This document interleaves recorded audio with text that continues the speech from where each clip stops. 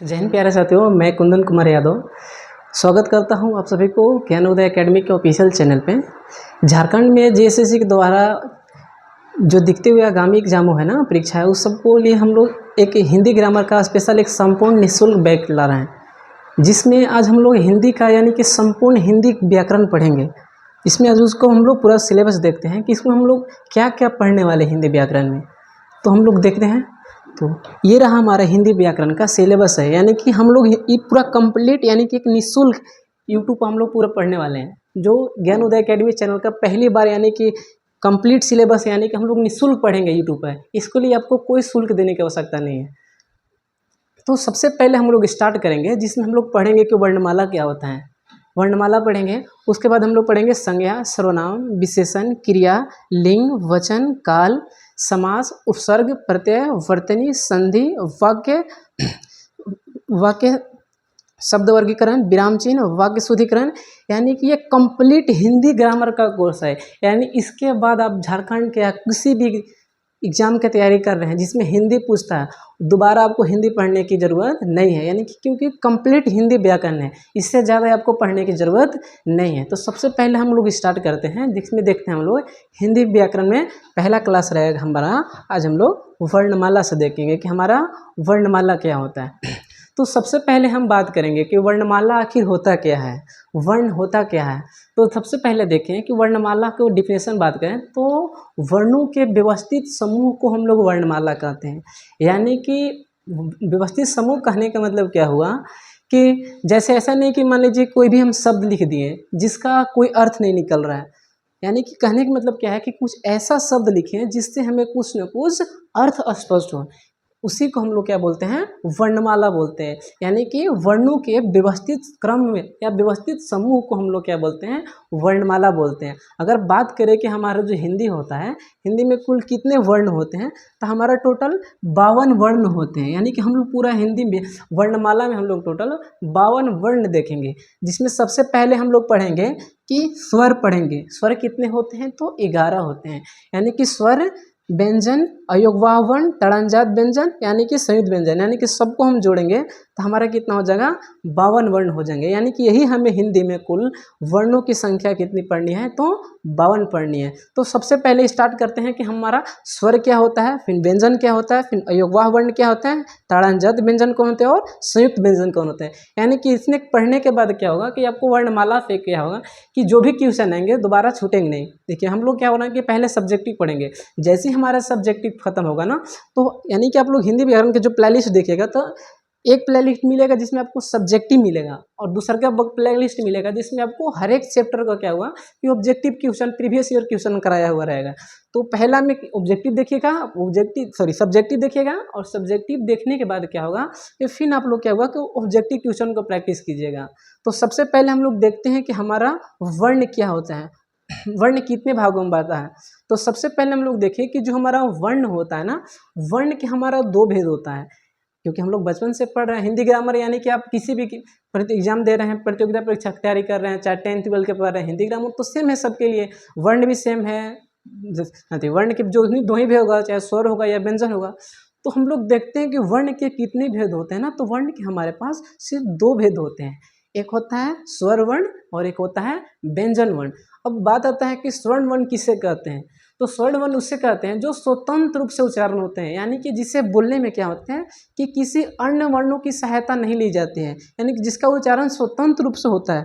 तो जिसका उच्चारण स्वतंत्र रूप से होता है ना, उसे हम क्या कहते हैं, तो हम स्वर वर्ण कहते हैं। व्यंजन वर्ण किसके कहते हैं, तो जिसका उच्चारण करते समय क्या होता है कि हमें स्वरों की सहायता लेनी पड़ती है, यानी कि बिना हम स्वरों की सहायता के उसको हम उच्चारण नहीं कर सकते हैं, उसको हम क्या कहते हैं, व्यंजन कहते हैं।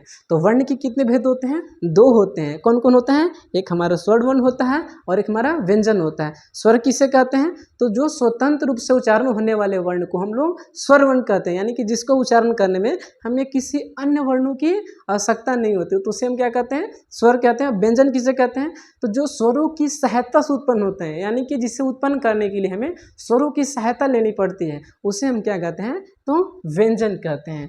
तो सबसे पहले देखें कि वे ध्वनियाँ जो स्वतंत्र रूप से उच्चारण होती है, कौन कौन ऐसे ध्वनियाँ जो स्वतंत्र रूप से उच्चारण होती हैं, तो हमारा अ, आ, छोटी, बड़ी, छोटा ऊ, बड़ा ऊ, री, ए ओ और औ, यानी कि ये हमारा जो वर्ण है ना, वो क्या है, स्वर वर्ण है, यानी कि इसको उच्चारण करने समय हमें किसी भी अन्य वर्णों की सहायता नहीं ली जाती है। अगर बात किया जाए कि इसकी मात्रा कितने होते हैं, तो मात्रा क्या होता है कि मात्रा 10 होता है, यानी कि वर्ण हमारा स्वर कितना होता है, 11 होता है, उसका मात्रा कितना होता है, 10 होता है। आखिर 10 क्यों होता है, 10 इसलिए होता है क्योंकि जो हमारा अवर्ण है ना, इसका क्या होता है कि कोई भी मात्रा नहीं होता है। कोई भी मात्रा ना कहने का मतलब क्या होता है, ये हमारा क्या होता है कि उदासीन वर्ण होता है ना।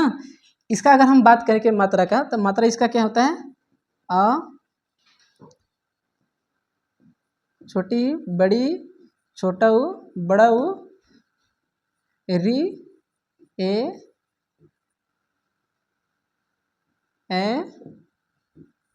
ओ और औ, यानी कि ये हमारे क्या हुए हैं कि स्वर के ये 10 मात्राएं हैं ना। तो आई होप यहाँ तक आप लोग समझ चुके होंगे।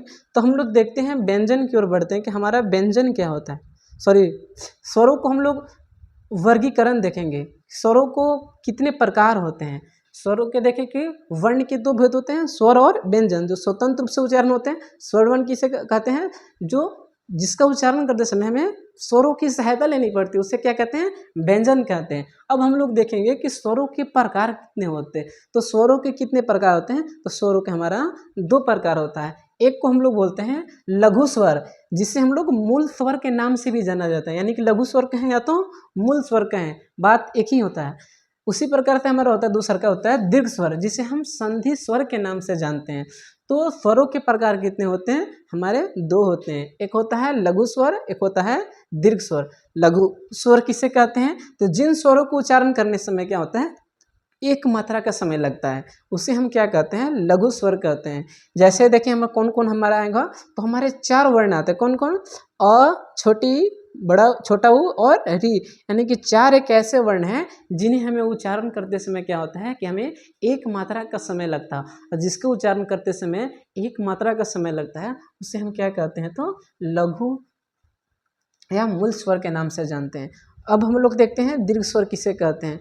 तो दीर्घ स्वर किसे कहते हैं कि वे स्वर जिन्हें उच्चारण करते समय क्या होता है कि 2 मात्रा का समय लगता है, जिसे 2 मात्रा का समय लगता है उसे हम क्या कहते हैं, तो दीर्घ स्वर कहते हैं। जिसमें एक मात्रा का स्वर लगता है उसे लघु स्वर कहते हैं। इसमें कौन कौन आता है, तो आ, बड़ी, उ, ए ओ और अ, यानी कि 7 ऐसे वर्ण है ना जिसको हम क्या कहते हैं, तो दीर्घ स्वर के नाम से जाना जाता है। ठीक है, एक होता है प्लुप्त स्वर। ये जो प्लुप्त स्वर देख रहे हैं ना, इसका क्या होता है कि बहुत कम एग्जाम में देखने को मिलता है, यानी कि हिंदी सिलेबस में भी थोड़ा बहुत कम मिलने मिलता है। कहीं कहीं कोई पढ़ाता है, कोई नहीं पढ़ाता है, क्योंकि मतलब ये इसका एक तरफ से कह सकते हैं कि प्लुप्त स्वर क्या है, ना के बराबर हिंदी में है। लेकिन हम लोग फिर भी देख लेते हैं कि प्लुप्त स्वर किसे कहते हैं। तो जिन स्वरों को उच्चारण करने में समय क्या होता है कि लघु स्वर की अपेक्षा 3 गुना ज़्यादा समय लगता है, उसे हम क्या कहते हैं, प्लुप्त स्वर कहते हैं। देखिए इसका ज़्यादातर खास करके हम लोग उपयोग करते हैं किसी का, मान लीजिए कि हाला वाला कर रहे हैं ना, जैसे किसी मंत्र, जैसे ओम मंत्र का जाप करते हैं, लास्ट में करते हैं हम लोग ना ओम, लास्ट में माँ रहा है कि नहीं है, यानी कि लगातार आ रहा है कि नहीं है। जिससे हम लोग घर और में क्या होता है कि मम्मी पापा को हल्ला करते हैं, नहीं बोलते हैं कि मैया, तो मैया के साथ क्या हो रहा है, मैया ई आ रहा है कि नहीं आ रहा है, तो वही हमारा क्या है को प्लुप्त स्वर है। यानी कि प्लुप्त स्वर का उपयोग क्या होता है कि किसी को पुकारने के लिए किया जाता है, तो उसे हम प्लुप्त स्वर कहते हैं, यानी कि जिसमें लघु स्वर की अपेक्षा 3 गुना ज़्यादा समय लगता है, उसे हम क्या कहते हैं, तो प्लुप्त स्वर के नाम से जानते हैं। फिर नेक्स्ट हम लोग देखेंगे कि जाति के आधार पर देखते हैं हम लोग, तो एक होता है सजातीय और एक होता है विजातीय। सजातीय किसे कहते हैं, तो वे स्वर जो समान जाति के योग से बनते हैं, यानी कि दोनों का जाति क्या होता है कि समान होता है, और 2 जाति आपस में जुड़कर किसी अन्य जाति का निर्माण करते हैं, उसे हम क्या कहते हैं, तो हम सजातीय कहते हैं। अगर जिसका डेफिनेशन की बात करें तो क्या बोलेंगे कि वे स्वर जो समान जाति के योग से बनते हैं, उसे हम क्या कहते हैं, तो सजातीय वर्ण कहते हैं।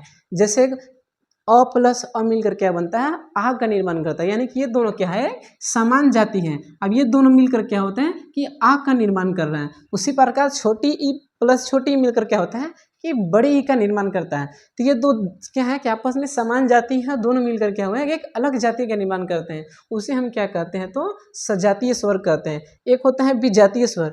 विजातीय स्वर किसे कहते हैं तो वे स्वर जो भिन्न जाति के योग से मिलकर बनते हैं ना, उसे हम क्या कहते हैं तो क्या विजातीय स्वर कहते हैं। जैसे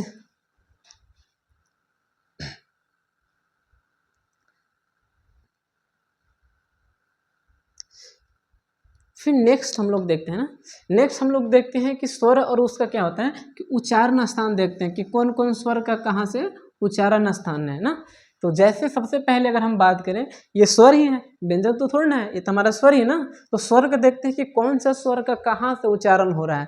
अगर हम पहले बात करें अ आ का उच्चारण करना, तो खुद से भाव कीजिए अ आ, इसका कहाँ से हो रहा है तो हमारा डायरेक्ट कंठ से आवाज आ रहा है। तो अ आ का उच्चारण कहाँ से होता है तो हमारा कंठ से होता है। उसी प्रकार से छोटी ई बड़ी ई का देखेंगे तो ई यानी कि क्या हो रहा है तालु से आवाज निकल रहा है। तो ई का उच्चारण कहाँ से होता है तो ताली से होता है। ऊ का उच्चारण कहाँ से होता है तो ओठ से होता है। री का उच्चारण कहाँ से होता है मूर्धा से होता है। और ए यानी कि कंठ प्लस क्या हो रहा है कि तालु से आवाज निकल रहा है। तो ए का उच्चारण करते समय क्या होता है हमें कंठ और तालु दोनों से आवाज निकलता है। उसी प्रकार से हम देखें ओ देखें तो कंठ प्लस ओठ से उच्चारण होता है। तो इसका देखिए कि हमारा उच्चारण स्थान देखें। फिर नेक्स्ट हम लोग देखे हैं, हाँ ये बात है ना कि सबसे पहले अगर आप लोग जो देख रहे हैं तो ऐसा नहीं कि मान लीजिए खाली फ़ोन में लगा लिए कोर्स खाली देख रहे हैं देखने से कुछ नहीं होने वाला है, ठीक है। वैसे भी हम लोग स्टार्ट नहीं कर रहे थे, लेकिन जो हमारे ऑफलाइन के जो बच्चे लोग हैं वो भारी डिमांड कर रहे हैं कि नहीं जल्दी अभी एग्जाम आने वाला है, जल्दी से जल्दी हिंदी ग्रामर को ख़त्म कराया जाए। इसीलिए हम लोग क्या कर रहे हैं कि वैसे जो छात्र हैं जो हमारी कोचिंग के ऐसे छात्र हैं जो किसी कारणवश से क्या हो रहा है कि वो हमारे अभी फिलहाल संस्थान में नहीं आ सकते हैं, लेकिन वो भी फ़ोन करके बोल रहे हैं कि सर हमें हिंदी ग्रामर पढ़ना है, हमें एग्जाम आ गया। तो इसीलिए हम लोग क्या किए कि इस बैच को हम लोग क्या जो पेड बैच था ना, उस पेड बैच को हम लोग क्या हुआ कि निःशुल्क कर दिए। कोई बात नहीं, चलो हम फ्री में इसको पढ़ा दे रहे हैं। इसीलिए हम लोग क्या कर रहे हैं कि इसका कंप्लीट हिंदी व्याकरण को पढ़ने के बाद अब कहीं भी जाइएगा, चाहे झारखंड के एक्साइज कांस्टेबल की बात करें, झारखंड पुलिस की बात करें या जैसे जीडी की बात करें, किसी की भी देखिए जहाँ हिंदी पूछता है आपको दिक्कत नहीं होने वाला, ये हमारा वादा है, ठीक है। तो इसीलिए क्या कर रहे हैं कि हम लोग कंप्लीट यानी कि हम लोग हिंदी व्याकरण को देखने वाले हैं। तो आप लोग का काम क्या है तो सबसे पहले ये देख क्या करना है कि इसका अगर व्हाट्सएप ग्रुप पे हमारे जुटे होंगे आप लोग, तो वहाँ व्हाट्सएप ग्रुप में इस पीडीएफ को सेंड कर देंगे, वहाँ से ले लीजिएगा।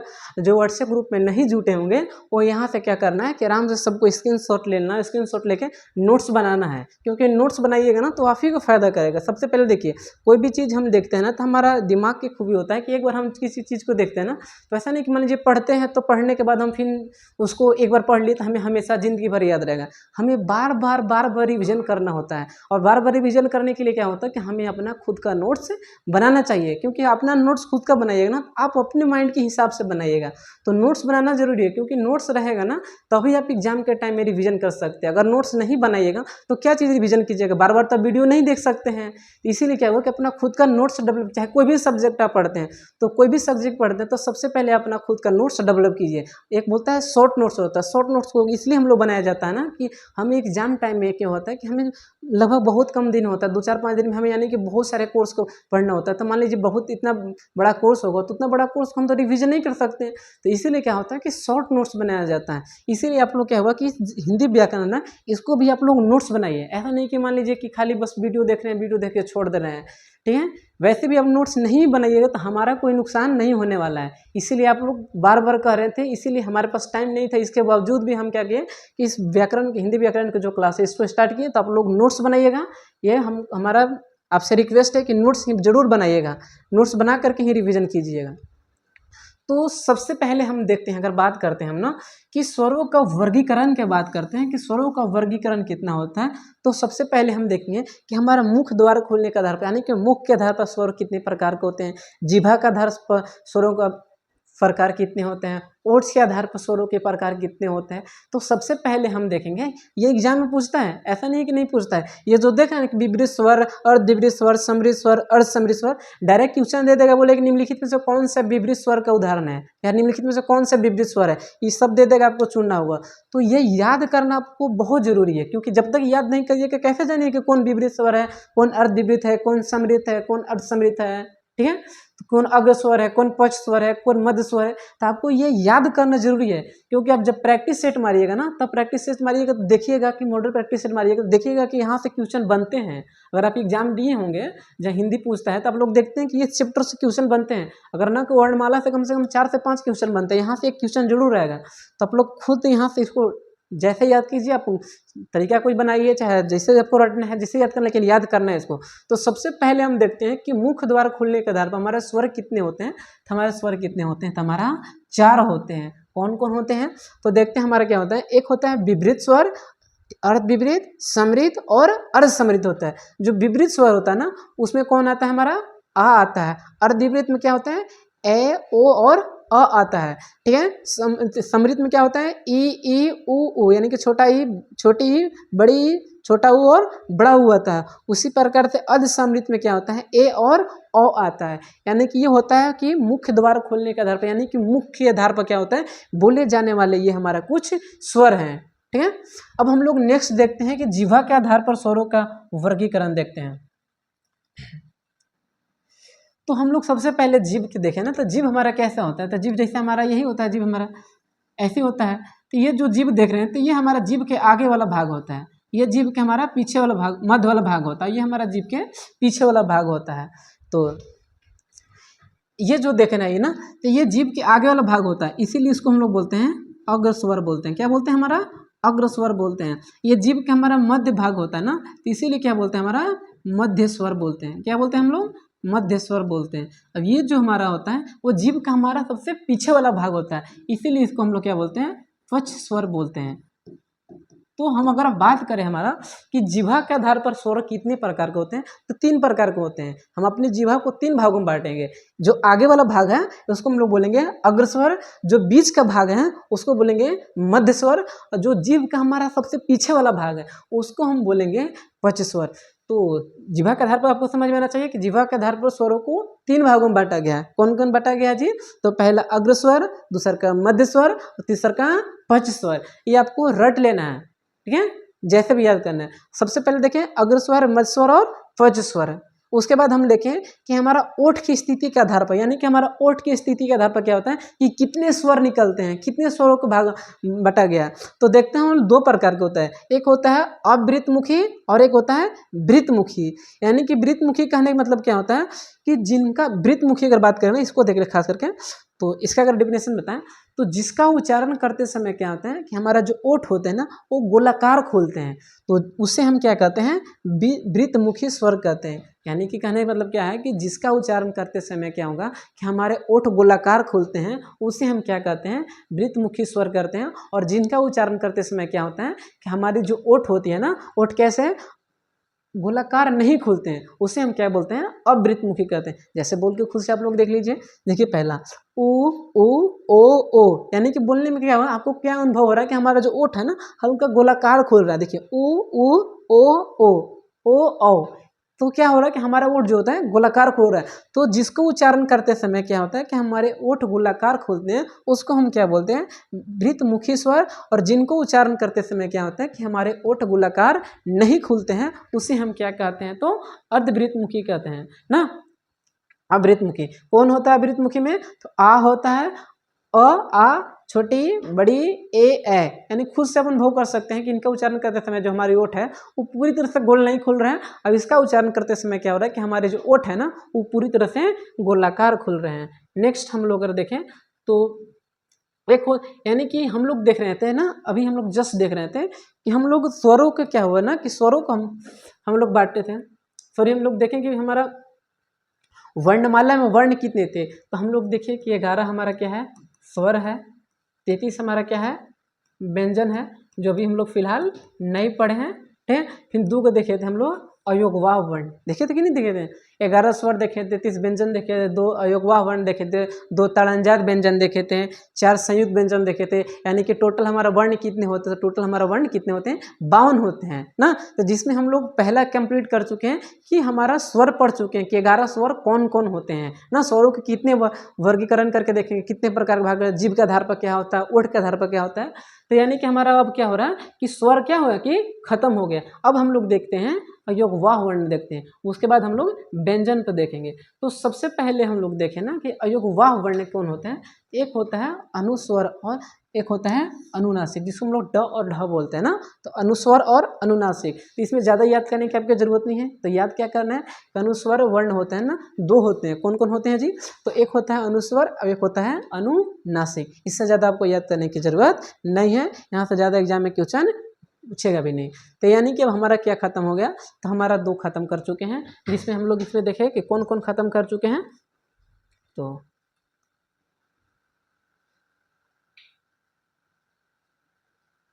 यही पढ़ रहे थे ना। तो इसमें हम क्या देख रहे थे कि 11 हमारा स्वर है, 33 व्यंजन है, 2 अयोगवाह वर्ण है, ताड़नजात व्यंजन है और संयुक्त व्यंजन है। यानी कि जो स्वर पढ़ रहे थे ना, तो स्वर में हम लोग क्या किए कि स्वर में ये पढ़ चुके हैं, ठीक है, अयोगवाह वर्ण पढ़ चुके हैं, ये दो पढ़ चुके हैं। अब हम लोग पढ़ेंगे कि व्यंजन क्या होते हैं, फिर व्यंजन के प्रकार देखेंगे, फिर हम लोग ताड़नजात व्यंजन पढ़ेंगे और संयुक्त व्यंजन पढ़ेंगे। इसके पढ़ने के बावजूद क्या होगा कि हमारा पूरी तरह से क्या होगा ना कि वर्णमाला पूरी तरह से समाप्त हो जाएगा। तब हम लोग व्यंजन देखते हैं कि हमारा व्यंजन क्या होता है और व्यंजन कितने प्रकार का होता है और व्यंजन के कितनों भागों में बांटा गया। तो सबसे पहले हम लोग देखते हैं कि व्यंजन क्या होता है। तो जस्ट हम बताए थे कि वर्ण को हम लोग दो भागों में बांटे थे जी। पहले याद कीजिए कौन बांटे थे, तो वर्ण के दो भागों में बांटे थे। पहला बांटे थे स्वर और दूसरा का बांटे थे व्यंजन। अभी जस्ट पीछे बताए थे कि हम लोग वर्ण को दो भागों में बांटे हैं, एक स्वर एक व्यंजन। स्वर किसे कहते हैं, तो जो स्वतंत्र रूप से उच्चारण होने वाले वर्ण को हम लोग क्या बोलते हैं, तो स्वर बोलते हैं। और जो स्वरों की सहायता से बोला जाता है, यानी कि जिसको उच्चारण बिना स्वरों की सहायता से संभव नहीं है, उसको हम क्या बोलते हैं, व्यंजन बोलते हैं। जैसे आप बोल के देखिए, जैसे हम मान के हम बोलते हैं ना कि क, तो जैसे बोलिए ख, तो क्या हो रहा है, क में क्या आ रहा है कि क प्लस क्या आ रहा है, अ आ रहा है। क्या आ रहा है कि क प्लस क्या आ रहा है, तो अ आ रहा है, ठीक है। ख यानी कि ख प्लस क्या आ रहा है, हमारा अ आ रहा है। अब बताइए अ हमारा क्या है, तभी जस्ट पढ़े अ आ हर से दूर गई, हमारा क्या है, ये हमारा क्या है, हमारा ये स्वर है। तो यानी कि क्या हो रहा है कि हमारा व्यंजन है, ये हमारा स्वर है। तो ये व्यंजन को उच्चारण करने के लिए क्या होता है कि हमें स्वर की आवश्यकता पड़ रही है। क्या हम बिना अ का उच्चारण क के कर सकते हैं, कि हम क ख ग घ अंग ऐसे बोल रहे हैं, तो क्या हम बिना अ के संभव है उच्चारण, तो नहीं, संभव नहीं है। तो उसी को बोलते हैं कि वे वर्ण जो स्वरों की सहायता से बोले जाते हैं, यानी कि जिनको उच्चारण करने के लिए क्या होता है कि हमें स्वरों की सहायता लेनी पड़ती है। यानी कि बिना स्वरों की सहायता से क्या होगा कि हम उसका उच्चारण नहीं कर सकते हैं, उससे हम भाई क्या बोलते हैं, तो व्यंजन बोलते हैं। तो आई होप आप लोग को व्यंजन क्लियर हो गया होगा, इससे ज़्यादा डिटेल पढ़ने में आपको ज़रूरत भी नहीं है। तो हम लोग देखे हैं कि हमारा जो व्यंजन होता है ना, वो व्यंजन के कितने भेद होते हैं। तो व्यंजन का हम लोग दें तो हमारे व्यंजन के कुल 3 भेद होते हैं। पहला क्या होता है, तो पहला होता है स्पर्शी व्यंजन, दूसरा का होता है अंतरस्थ व्यंजन और तीसरा का होता है संघर्षी एवं उसमें व्यंजन। जो स्पर्शी व्यंजन होता है ना, इसकी संख्या कितना होता है, तो 25 होता है। इसकी संख्या कितना होता है, 4 होता है। इसकी संख्या कितना होता है, तो 4 होता है। यानी कि 25 ये हो गया, 4 ये हो गया, 4 ये हो गया, ठीक है। तो स्पर्शी व्यंजन, अंतरस्थ व्यंजन, संघर्षी एवं उसमें व्यंजन, ठीक है। अब हम लोग बारी बारी से देखेंगे कि हमारा स्पर्शी व्यंजन क्या होता है, अंतरस्थ व्यंजन क्या होता है, संघर्षी एवं उसमें व्यंजन क्या होता है। जब ये तीनों पढ़ने के बाद क्या होगा कि हमारा व्यंजन समाप्त हो जाएगा ना। तो सबसे पहले देखते हैं कि हमारा स्पर्शी व्यंजन क्या होता है। स्पर्शी व्यंजन जो होता है ना, वो क से लेकर के क्या होता है, तो म तक होता है ना, ठीक है। यानी कि क से लेकर के म तक होता है, ठीक है। तो नेक्स्ट देखते हैं हम लोग स्पर्शी व्यंजन किसे कहते हैं ना। तो वे ध्वनियाँ जो मुंह के किसी न किसी भाग को छूते हुए बोली जाती है।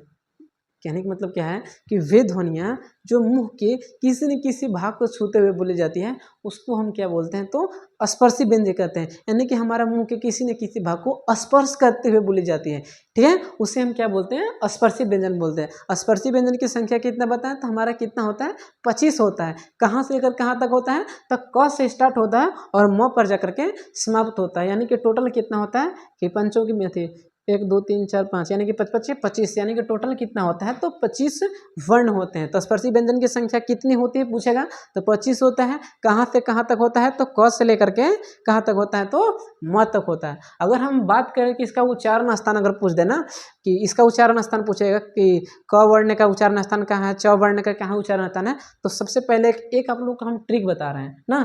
ट्रिक क्या है, तो एक ट्रिक है, जैसे आप लोग सुने होंगे एक बाइक का नाम होता है जिसका नाम होता है केटीएम। केटीएम सुने हैं, तो क्या होता है KTM। अगर मान लीजिए हमें घर पर मांगना है तो हम क्या बोलेंगे कि हमें KTM दो, कहेंगे कि नहीं कहेंगे? तो क्या होगा KTM दो ना, KTM दो। के से क्या हो जाएगा तो हमारा कंठ हो जाएगा, क्या होगा कंठ। के से क्या होगा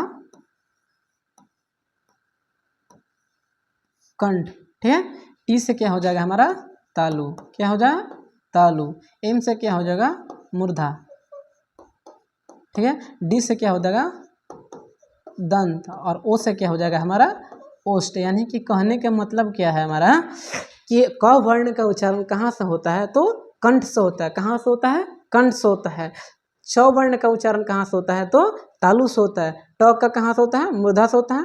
त का कहाँ से होता है दंत से होता है। और प वर्ण का उच्चारण कहाँ से होता है तो ओठ से होता है। अगर याद एग्जाम टाइम में भूल जाएं तो इस चार्ट को याद कीजिएगा और उसके बाद एक ट्रिक याद कीजिएगा जिसका नाम क्या है KTM दो। के से क्या होगा हमारा कंठ, टी से तालु, एम से मूर्धा, डी से दंत और ओ से ओठ। इससे आपको लगता है कि आई होप याद हो जाएगा ना।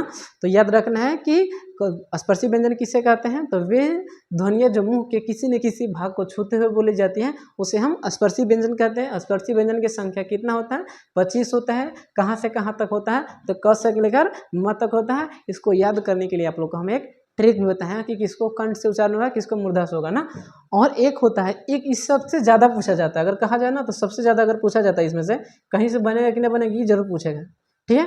बोलेगा क्या क्वेश्चन बनेगा ना कि जैसे पूछेगा कि स्पर्शी व्यंजन का ना स्पर्शी व्यंजन के कैवा वर्ण को नासिक वर्ण कहा जाता है।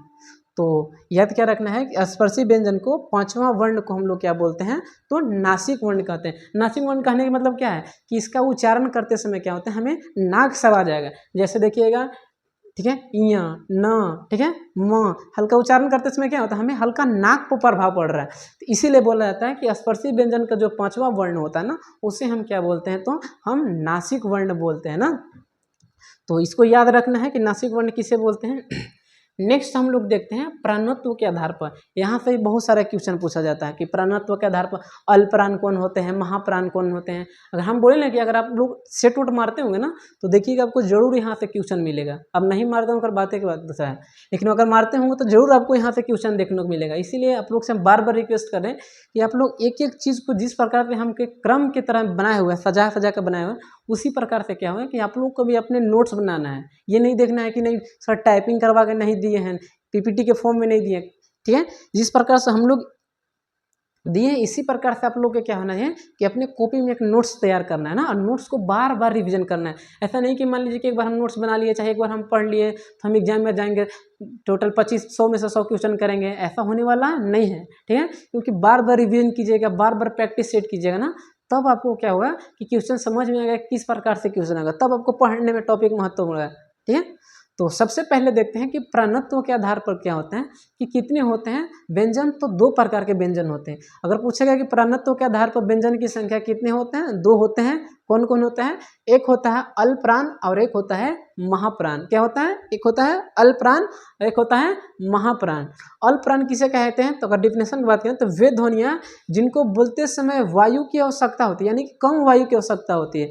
तो जिनको बोलते समय क्या होता है कि कम वायु की आवश्यकता होती है उसे हम क्या बोलते हैं अल्पप्राण। और जिसको उच्चारण करते समय क्या होता है हमें ज़्यादा वायु की आवश्यकता होती है उसे हम क्या बोलते हैं तो महाप्राण बोलते हैं। जैसे पूछेगा कि निम्नलिखित में से कौन सा वर्ण अल्पप्राण है, कौन सा व्यंजन अल्पप्राण है, कौन महाप्राण है। तो सबसे पहले याद करने के देखिए एक ट्रिक है, यहाँ पे लिखे होंगे आप लोग ना। अल्पप्राण मतलब क्या 1 3 5, महाप्राण मतलब क्या 2 और 4। तो ये समझ नहीं आ रहा कि 1 3 5 अल्पप्राण मतलब क्या 1 3 5 के मतलब क्या होता है। तो उसका देखिए मतलब इसलिए होता है ना कि अल्पप्राण के मतलब क्या होता है कौन कौन होता है। तो हमारा क्या हो गया 1 3 और 5। नेक्स्ट देखिएगा 2 और 4।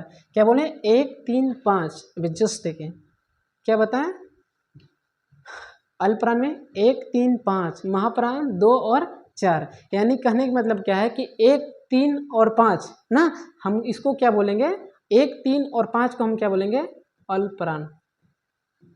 क्या बोलेंगे अल्पप्राण। और 2 और 4 को यानी कि पूरा और ये पूरा, इसको हम क्या बोलेंगे तो महाप्राण। ठीक है, तो डेफिनेशन याद हो गया। अल्पप्राण किसे कहते हैं कि वे ध्वनियाँ जिसको बोलने के समय क्या होता है कि हमें कम वायु की आवश्यकता होती है, उसे हम अल्पप्राण बोलते हैं। ठीक है, अल्पप्राण की संख्या कितनी होती है, बस ये तो याद रखना है, 1 3 5। 1 3 5 का मतलब क्या हुआ कि 1 यानी कि क च ट त प, और 3 के मतलब क्या हुआ ग ज, ठीक है ये हो गया, और 5 का मतलब क्या हुआ ये हो गया। 1 3 5 को हम लोग अल्पप्राण बोलेंगे, 2 और 4 को हम लोग क्या बोलेंगे महाप्राण बोलेंगे। आई होप आप लोग को याद करने में कोई दिक्कत नहीं होगा, तो इसको बार बार रिवीजन करने की कोशिश कीजिएगा, जितने रिवीजन कीजिएगा उतना ही आपके लिए बेस्ट होगा। एक होता है अघोष वर्ण और एक अघोष व्यंजन में होता है सघोष। तो देखते हैं अघोष क्या होता है और सघोष क्या होता है। तो बोल रहा है कि जिन ध्वनियों को बोलते समय क्या होता है हमें कंपन होती है, यानी कि हमारी जीभा कंपन करती हैं। तो जिन ध्वनियों को उच्चारण करते समय क्या होता है कि हमें कंपन महसूस होता है, उसे हम क्या बोलते हैं अघोष वर्ण बोलते हैं। तो कंपन महसूस नहीं होता है उसे हम अघोष बोलते हैं, और जिसके उच्चारण करते समय हमें क्या होता है कि कंपन महसूस होता है उसे हम क्या बोलते हैं तो सघोष वर्ण बोलते हैं। किसको, जैसे देखिए क च, ठीक है, यानी कि क च क ख च छ ट ठ ट थ प फ, यानी कि ये हमारा क्या है अघोष वर्ण बोलना है। इसको याद करने के लिए भी एक बेस्ट तरीका है। इसमें क्या याद रखना है, अभी जस्ट हम लोग देखेंगे अल्पप्राण और महाप्राण में भी जस्ट देखें ना, अभी जस्ट देखें कि अल्पप्राण और महाप्राण में याद रखना है। तो 1 3 5 अल्पप्राण, 2 4 महाप्राण ना। फिर उसके बाद जस्ट हम लोग देखें अघोष और सघोष ना। तो अघोष और सघोष में क्या याद रखना है कि 1 और 2, क्या क्या याद रखना है 1 और 2, यानी 1 और 2 को क्या बोलेंगे अघोष, 1 और 2 को अघोष, 3 4 5 को सघोष, 1 और 2 को अघोष, 3 4 5 को सघोष, यानी इस प्रकार से याद रखना है। चलिए सबसे पहले हम लोग देखते हैं किसको किसको याद है। तो सबसे पहले देखते हैं कि अल्पप्राण किसको बोलते हैं। तो अल्पप्राण किसको बोलते हैं, कौन कौन होता है हमारा 1 3 5, महाप्राण कौन होता है 2 4, अघोष क्या होता है 1 2, सघोष क्या होता है 3 4 5। तो ये हो गया आपको पूरी तरह से क्या हुआ, ये अघोष सघोष भी क्या हो गया कंप्लीट हो गया। तो इस प्रकार से क्या होगा कि आपका वर्णमाला जो है ना, वर्णमाला पूरी तरह से समाप्त हो गई, जिसमें हम लोग देखेंगे कि हमें क्या क्या पढ़े अभी तक, थोड़ा सा याद करवा दे रहे हैं। तो सबसे पहले हम लोग देखें वर्ण, वर्ण के कितने प्रकार 2, कौन कौन स्वर और व्यंजन। ठीक है, ठीक है, तो हम लोग स्वर भी पढ़ चुके हैं, हम लोग व्यंजन भी पढ़ चुके हैं, जैसे स्वर पढ़े, फिर अयोगवाह वर्ण पढ़े ना, जिसमें सब 11 स्वर पढ़े, 2 को अयोगवाह वर्ण पढ़े, अनुस्वर और अनुनासिक, 25 को हम लोग स्पर्शी व्यंजन पढ़े, यानी कि व्यंजन के 3 टाइप्स पढ़े, कौन कौन स्पर्शी व्यंजन, अंतरस्थ व्यंजन, संघर्ती एवं उष्म व्यंजन। इसमें स्पर्शी व्यंजन हम लोग कितना देखें 25, अंतरस्थ व्यंजन कितना देखें 4, संघर्ती एवं उष्म व्यंजन कितना देखें 4 ना। इस प्रकार से हम लोग हैं। फिर हम लोग तलांजात, ठीक है, फिर अंतरस्थ व्यंजन, और 4 क्या है हमारा संयुक्त एवं उष्म व्यंजन। तो इस प्रकार से आप लोग ये क्या हो गया कि समाप्त हो गया। अब हमारा क्या होगा, ये जो देख रहे हैं ना, ये क्या है कि हमारा वर्णमाला समाप्त हो गया। ठीक है, इसका जस्ट क्या होगा कि 1-2 दिन के बाद क्या हो जाएगा हमारा जस्ट वर्णमाला के जितने भी ऑब्जेक्टिव क्वेश्चन बन सकते हैं, यानी हम अपने खुद से नहीं बनाएंगे, जितना अभी तक एग्जाम में पूछे गए होंगे, चाहे यूपीएसआई के हो, झारखंड एसआई के हो, झारखंड पुलिस को हो, एक्साइज कांस्टेबल को, यानी कि जितना भी हिंदी का यानी कि वर्णमाला से क्वेश्चन आएगा सब छाट कर क्या करेंगे कि हम लोग आप लोग को ऑब्जेक्टिव के फॉर्म में यानी कि टॉपिक बाय टॉपिक करा देंगे ना। तो ये हमारा पूरी तरह से समाप्त हो गया। अब हम लोग नेक्स्ट क्लास में देखेंगे कि हम लोग संज्ञा पढ़ेंगे कि संज्ञा क्या होता है, सर्वनाम क्या होता है, विशेषण क्या होता है। इस प्रकार से धीरे धीरे क्या करेंगे कि हम लोग लगभग 2 से 4 दिन के अंदर क्या होंगे कि पूरी चैप्टर को हम लोग पूरी कंप्लीट कर चुके होंगे। अब हमारा जो वीडियो आएगा तो मैराथन वीडियो आएगा, कम से कम 2 घंटा 3 घंटा वीडियो आएगा, जिसमें देखेंगे कंप्लीट कम से कम 2 से 3 चैप्टर को हम लोग कवर करेंगे ना। तो इस प्रकार से हम लोग क्या करेंगे कि हम लोग पूरी तरह से हिंदी ग्रामर का निःशुल्क बैच हम लोग जो रखे हैं ना, तो उसमें कंप्लीट हिंदी ग्रामर पढ़ेंगे, आपको दोबारा पढ़ने की जरूरत नहीं है। और एक और आवश्यक सूचना क्या है कि हमारे जो संस्थान में ना हम लोग क्या हुआ कि हम लोग निःशुल्क पढ़ा रहे हैं। उत्पाद सिपाही के लिए, झारखंड जो एक्साइज कांस्टेबल है उसके लिए हमारे स्पेशल यानी कि क्या हुआ कि एग्जाम ओरिएंटेड क्या हुआ कि हम लोग ऑफलाइन OMR बेस पर क्या हम लोग की टेस्ट सीरीज लॉन्च की है, जिसमें बहुत सारे लड़के लोग आके दे भी रहा है। तो सब क्या कीजिए कि अगर आप डाल्टन में रहते हैं, अगल बगल रहने वाले हैं, तो कम से कम टेस्ट में ज़रूर दीजिए, क्योंकि टेस्ट देने से क्या होता है कि आप अपने आप को आकलन कीजिएगा कि आप कितने हैं। पढ़ने के लिए तो हम बहुत कुछ पढ़ रहे हैं, पढ़ते हैं तो हमें लगता है कि सब हमें याद है, लेकिन जब हम टेस्ट में बैठते हैं ना, तो टेस्ट में बैठने के बाद क्या होता है कि हमें ये रियलाइज़ होता है कि हम कितना पढ़े हैं, कि हम जो पढ़े हम बना पा रहे हैं कि नहीं बना पा रहे हैं। ये हमें सबसे ज़्यादा ज़रूरत है। तो इसीलिए क्या होता है कि जब मान लीजिए टेस्ट सीरीज लगाने का फ़ायदा क्या है, अगर मान लीजिए कि आप OMR टेस्ट सीरीज नहीं लगा रहे हैं, कोई बात नहीं। जब एग्ज़ाम में आप जाइएगा ना, तो पहली बार जब एग्ज़ाम में बैठिएगा ना, जब आपको OMR सीट भरने को मिलेगा ना, और मिलेगा तो जो कोई पहले से नहीं भर ना, तो वही लोग लड़का लोग क्या होता है ना कि गलती में भरने के लिए क्या तो भर देता का। बहुत सारे के हम ऐसा देखें कि भरने के लिए अपना नाम तो भर देता है पापा का नाम। तो ऐसे आप लोग को नहीं करना है। तो इसीलिए क्या होता है कि OMR शीट दीजिए, क्योंकि बार बार दीजिएगा, आपको प्रैक्टिस होगा, तो प्रैक्टिस होगा तब एग्जाम में जाइएगा तो लगेगा कि हम सेट मार रहे हैं, इससे ज़्यादा कुछ नहीं लगेगा। तो इसीलिए क्या हो रहा है कि बस ज़्यादा कुछ नहीं है, इसलिए अगर आप अगल बगल के हैं तो हमारे ऑफिस में संपर्क कीजिए और टेस्ट जरूर मारिए। हम ये कहेंगे कि एग्जाम टाइम में क्या हुआ कि टेस्ट मारिए, जिस जहाँ से भी मारना है, लेकिन हमारे यहाँ के मारना है, कहीं से भी मारना है, खुद से मारिए, लेकिन टेस्ट जरूर मारिए। बिना टेस्ट के कुछ होने वाला नहीं है, ठीक है। तो ठीक है, मिलते हैं हम नेक्स्ट वीडियो में। तो नेक्स्ट क्लास में फिर हम आएंगे, तो जिसमें हम लोग इस सारे चैप्टर को कंटिन्यू करेंगे। और आप लोग वीडियो में को ज़्यादा से ज़्यादा शेयर कीजिएगा। आप लोग सर कुछ क्या मांग रहे हैं, हम लोग वीडियो को ज़्यादा से ज़्यादा शेयर कीजिएगा। अपने कमेंट बॉक्स में बताइएगा कि वीडियो कैसा लगा। अगर अच्छा रिस्पॉन्स रहा तो हम इस सारे चैप्टरों को पढ़ाएंगे, और नहीं रहा तो हम कुछ दिन के बाद बंद कर देंगे, और क्या। ठीक है, मिलते हैं नेक्स्ट वीडियो में।